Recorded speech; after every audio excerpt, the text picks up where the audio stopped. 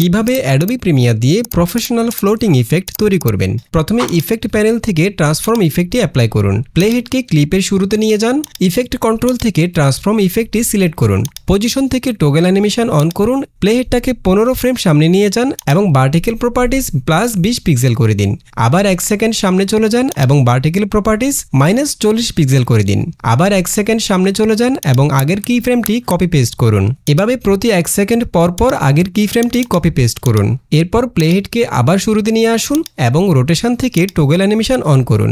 20 frame পর properties 3 করে দিন। এরপর 1 সেকেন্ড 5 ফ্রেম সামনে চলে যান এবং প্রপার্টিজ -3 করে দিন।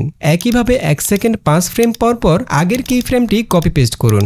এরপর সবগুলো কি ফ্রেম সিলেক্ট করে ইন্টারপোলেশন ইজি ইন ও ইজি আউট করে দিন। ব্যাস তৈরি হয়ে গেল ফ্লোটিং ইফেক্ট। এরপর রাইট বাটন ক্লিক করে ইফেক্টটি প্রিসেট আকারে সেভ করে রাখুন। পুরো টিউটোরিয়াল দেখতে আমাদের ইউটিউব চ্যানেল থেকে এই ভিডিওটি দেখে নিতে পারেন।